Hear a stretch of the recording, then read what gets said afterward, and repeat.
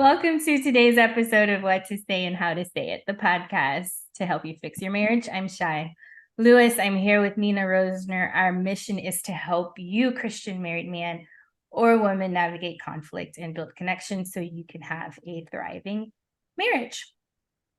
So today our topic is what to say to help you become an influence magnet. So, all right. Influence is a pretty hot topic today with social media around.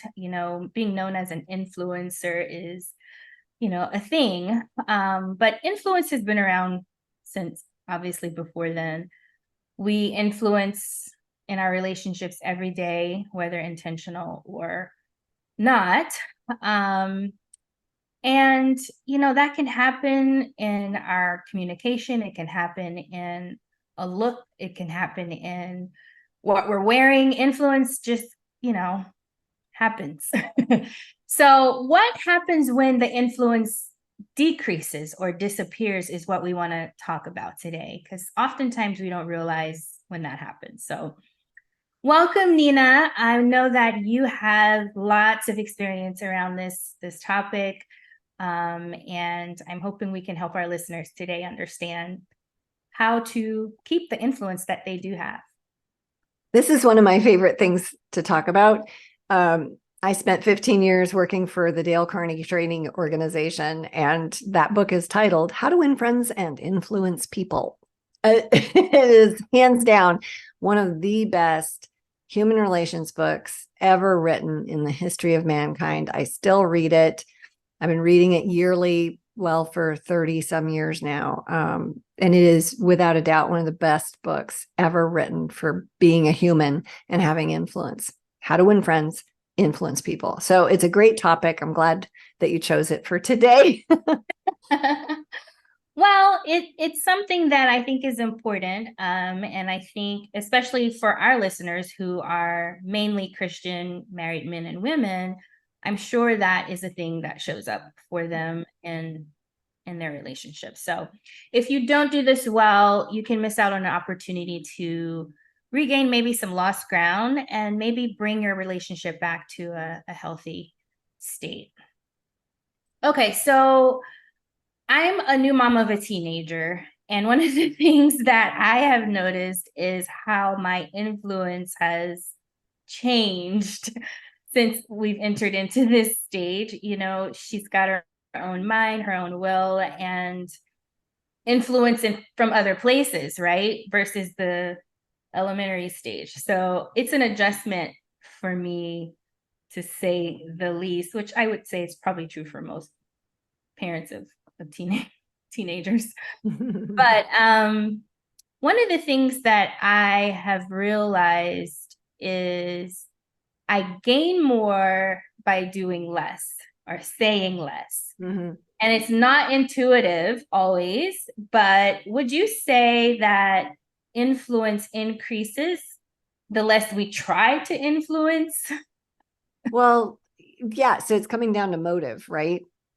And what makes that a thing. And, I just want to read a couple of Dale Carnegie's principles here. Okay. And this is, there's some basic principles on how to be friendly, which we should be practicing in everyday life anyway. And influence matters in marriage. Men can't lead without influence. Women's influence is huge. Gottman's research shows that 87% of marriages that fail do so because the man won't receive influence from his wife. Mm-hmm. So you're in an environment where you're part of an equation, a part of something that matters a lot to you, and you have no say. Like, that gets difficult, if not impossible, for most people to endure. Or when you have a say, you're demeaned, like the destruction of a person's identity, intentionally from some other, or even unintentionally. So giving and receiving influence is something that mature adult people should do, especially Christian people. And the thing about Carnegie is he was a Christian. Well, he still is, right? He's up there with Dad. But so, principle number one, don't criticize, condemn, or complain. Like, who can go through a day right now without doing that? I don't I don't think I know anybody. Like for real. And show appreciation, become interested in other people, smile, talk in terms of the other person's interest. You know, right out of the gate, we're seeing that this stuff is about focusing on others and not being selfish.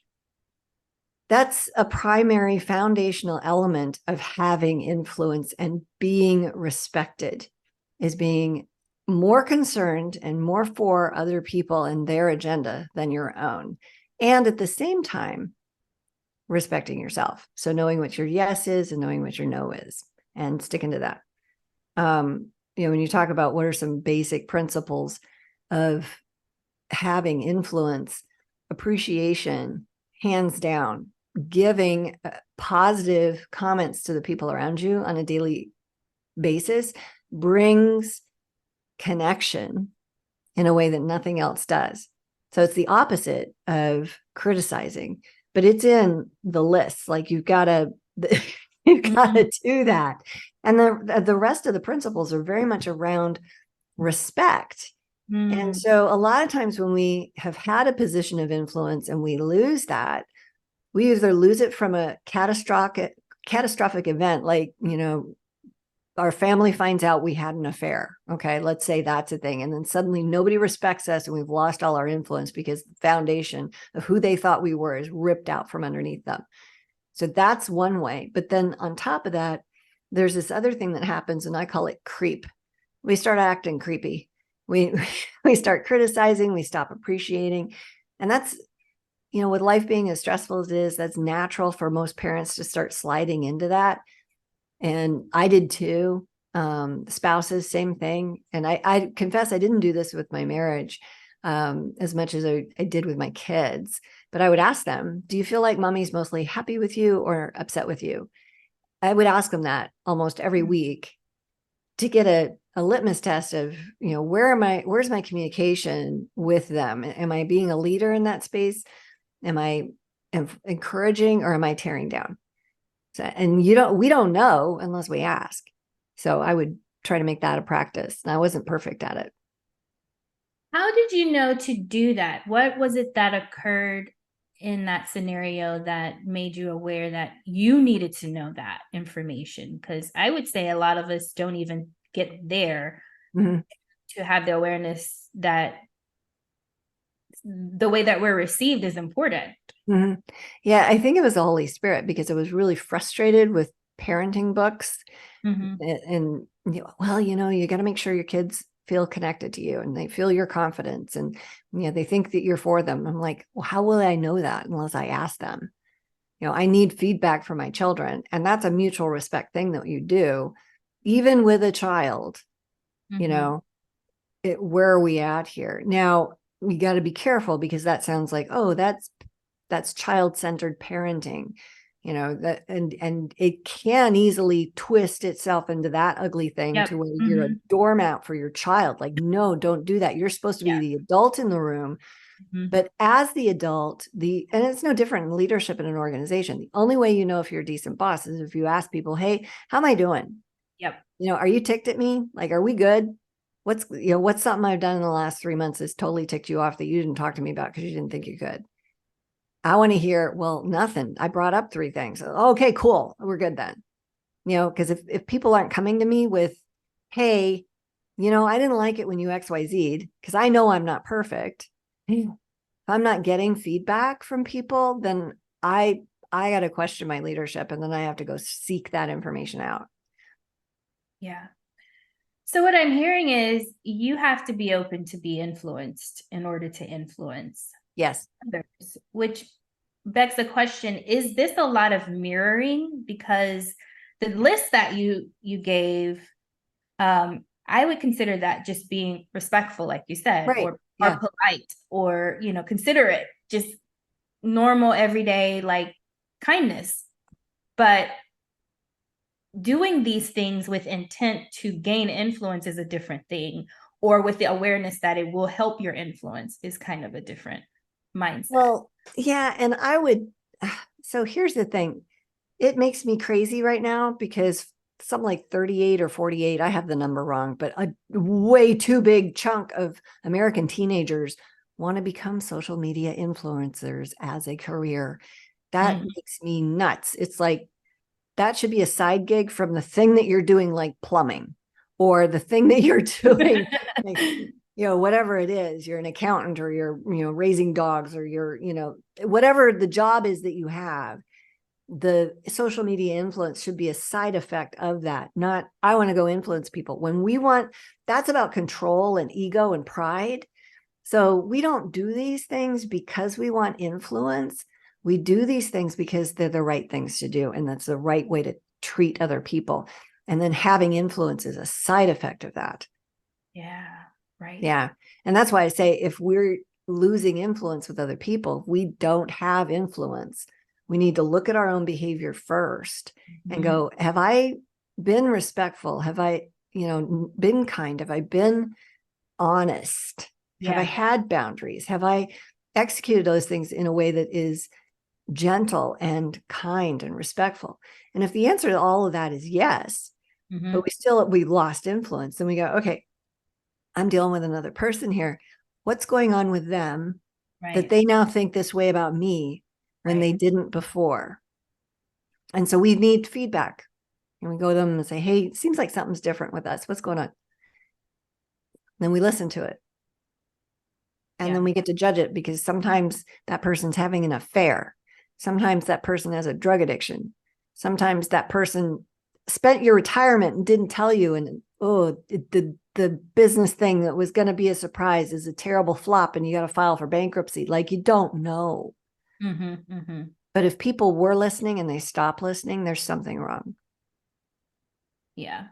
And I think it is important to be able to gauge where your stuff starts and where their stuff ends, or vice versa, because we can get in trouble trying to win that influence back when really nothing we can do, or nothing that we do with even the best intention will get that back. So, well, and you make a good point about this, because maybe we didn't even have it to begin with. Maybe we were just drunk on love, those hormones, and we think that we have influence when really they're just drunk too. And right. And then the hormones wear off. And now it bothers you that he leaves his toothbrush on the counter in the bathroom when nothing's really changed. That's always who he's been or who she's been. But now it bothers you. And it's like, oh, do we even, honestly, we got to be careful when we get married, because we don't know who we're marrying. We're operating under the influence of hormones that tell us, hey, you can successfully breed with this person. And they may or may not be the right person for us. But at the end of the day, you still married them. So now you got to figure that out, right? Because you've got a covenant with them and with the Lord. And I don't think mistakes happen, because even people that are drunk on hormones are 100% sure that God told them to marry this person, until they wear off. And then they're like, well, I don't know now. Like, come on. What about all the things he said and the signs and that's still true. Yeah. Don't give up. And to that regard, I think a lot of the influence needs to be upward, right? So like, we should be influenced not just horizontally, but vertically, which is a whole nother topic. But you can sometimes leverage that, I guess, where I'm going. And if you're a Christian couple and you believe in God and you believe his word is true, really at the end of the day, it's him you're answering to in that situation. And so anyway, there's that.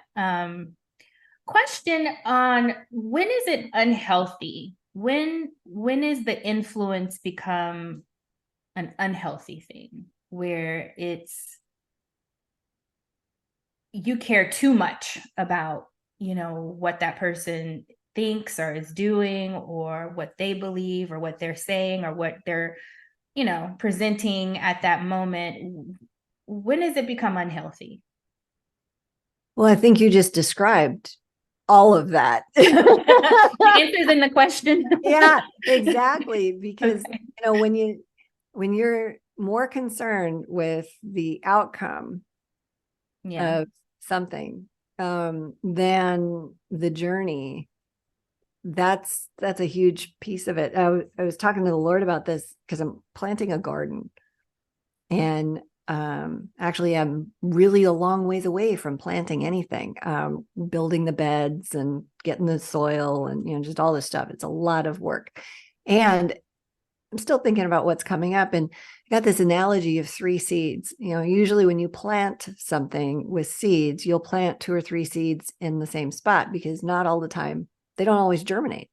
So you'll still get one that comes out of that most of the time.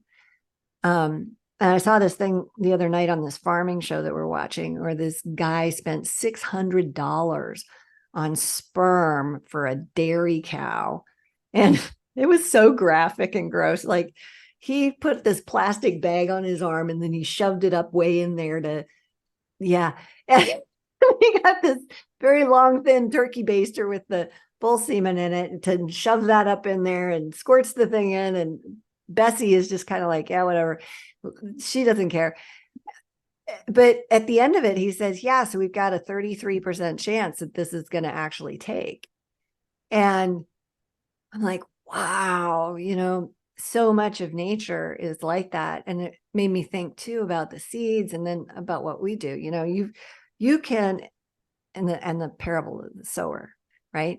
You can be the most kind, loving, wonderful person. You could be the most respectful. You could be the most perfect, succulent, delicious peach. And you'll run into people that are allergic to peaches, right? You could be the most trustworthy person on the planet. You'll run into somebody who just doesn't trust people because they're a little paranoid. That's not anything about you. You know, so you can put out 2 or 3 seeds of wisdom, ask, kindness, respect. It doesn't always return with something, right? And that's normal. Thank God you're not spending $600 every time you do that. Like, that's not a very good return, if you ask me. Yeah.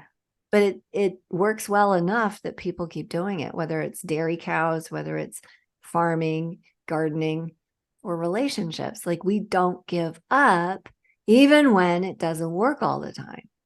Right. We don't give up. At least we don't want to, right?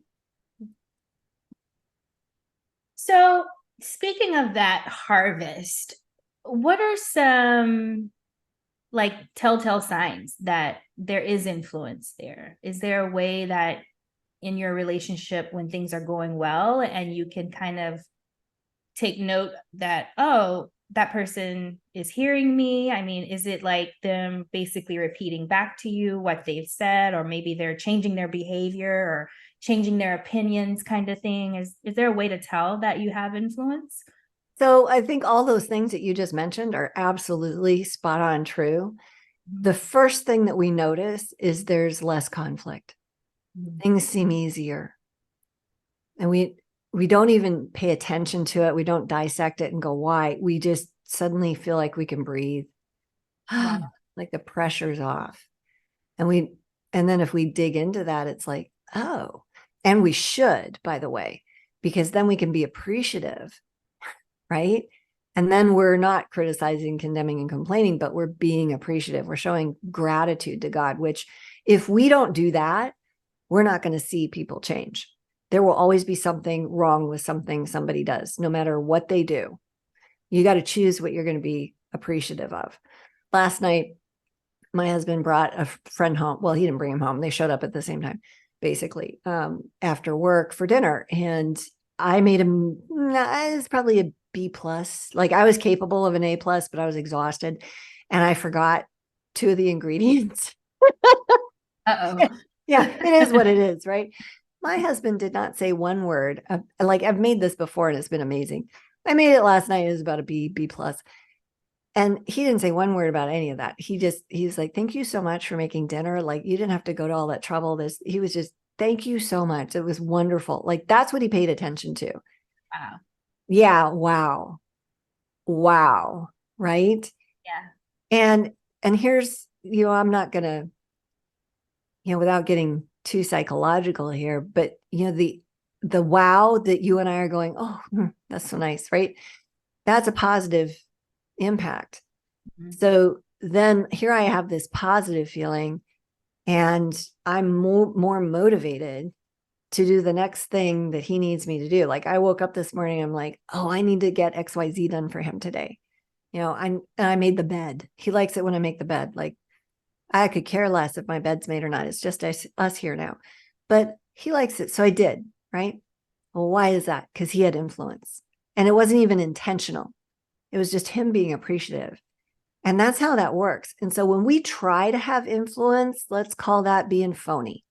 Let's call that being fake, right? You can do that with people that are in an audience. You can do that with people that you don't know very well or you meet for the first time. What you cannot do is carry that off in a relationship, because the micro expressions, the deep knowledge that people have of each other, they may not know what's off, but they'll know something is. And so when we're trying, we cannot ever have a heart of manipulation towards our closest people, or anybody else for that matter, because when we do, they know and they trust us less. And that is how God designed us. And that's the outcome. And isn't that just perfect? Right? Right. It's so funny how that works. Yeah. We strive to get it, we try to make it, and it creates the opposite. Yeah. God is amazing in how he created us with that ability to know the difference. Okay, question around what you just described, which I would call positive reinforcement. Let's just call it that. And then I don't know, I don't want to say negative, but maybe a different approach to gaining influence, which is boundaries. That's one way that we teach here at Greater Impact to create that influence. Can you maybe talk about when one is necessary, when one isn't? Does one work better than the other, or have more, success in the relationship? Because I know we love to validate, and we teach that, and positive reinforcement is huge, but there are times where you might gain the influence in a different way. And so I'm curious about when to do those, or when to do that. Yeah. So God's the one that knows the answer 100% of the time. But the reality is that in a healthy relationship, you have all those things. You've got gratitude, you've got respect, you've got appreciation, you have boundaries, you have kindness, you have gentleness. They don't exist. A healthy relationship, the recipe includes all of them. And I don't know if it's, in equal amounts. Like I can't get a measuring cup out and say, 2 scoops of respect and, 3 tablespoons of boundaries. Like that doesn't work that way. And the reason it doesn't is because relationships are fluid. They move and they change, and people do too. And so you're interacting all the time. But you do not have a healthy relationship if you don't have boundaries. That then makes you codependent, and it causes people to disrespect you. You cannot work your way into being respected by serving somebody and doing whatever they want you to do as if you're their slave. There's something in human beings that when somebody does that to us, we think less of them. And I think God wired us that way so that if we know him, we won't take advantage of others. But in the spaces where we don't know him, we think less of that person, and then we take advantage of them. We don't treat them the way that they should be treated. And some piece of us knows that. And I think I don't know the mind of God, but it would make sense. It would seem logical that he doesn't want us to think that we could be God. So to get in that seat and be okay with it would be wrong. So it's good that he wired us to have some sort of negative something, whether it's disdain for the other person. And then if you do that, if you treat them less than, then if you're plugged into him at all, eventually that's going to come back and bite you. You're going to feel shame, or the Holy Spirit's going to go, excuse me. No. We don't do that here. Right. Yeah. So there's that piece of it. So you have to have all of the elements of it to have influence. If you think of it, if I'm somebody that is just, I tell you whatever you want to hear, I'm the kindest person you've ever met, I give you everything you ever need, but I don't have any boundaries, I let you walk all over me, you have zero respect for me as a natural outcome from that, I don't have any influence with you. Why would I? My opinion's not worth anything. I'm worthy of being walked on. Mhm. And so we need to have boundaries so that, well, first of all, that's healthy. And second, we can be in a healthy relationship. Mhm. And a side effect of that is you have some influence. But if the purpose is, I want influence, so I'm going to put it in boundaries, like it doesn't work that way. Don't work that way. Yeah. No. Yeah. So it's really the same process, whether it's boundaries or just plain old respect, the motive needs to be pure, Yep. and you can't get around, or trying to manipulate someone into, getting being influenced. I'll put it that way. Yep. So, okay.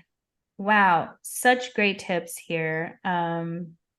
Influence is something that I think we will have or not have or fight to have until we go to glory. And it's not something that we should take for granted, I would say, when we do have it, especially in a marriage. I think that your point earlier about the success of a marriage that highly depends on the husband being able to receive influence from his wife. I don't think that's common knowledge. I think it's something that you become aware of over time. So it's something you should appreciate when you do have it. But if you don't, there are some tools and some tips that we shared today. And just to quickly summarize for you, go get the book if you haven't read it already. It's a classic, How to Win Friends and Influence People by Dale Carnegie. He talks about appreciation is huge, how we should not criticize, condemn, or complain. Be interested in the person, be selfless if you can. And then also ask how they receive you. What is their perception of you? I think is something we can also do more of. Try to avoid manipulating the outcome. When we're concerned more about the outcome, it'll show in our expressions, especially in our closest relationships. One sign that your influence is increasing is that there's just less conflict. You know, opinions are changing, attitudes are positive, there's mirroring, repetition, things like that are happening, which are all positive things. And at times there will be a need for boundaries, which is another way influence happens. But again, make sure you're not manipulating and that your intentions are pure.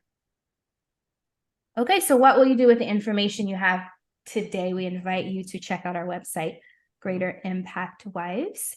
We have a free PDF for you called Find Your Voice, 5 Steps to Stop Walking on Eggshells for you. We also have an e-course for you to sign up if you're interested, and some coaching products. And then, of course, we have more episodes on this channel for you to check out. Thanks for joining. We'll see you next time.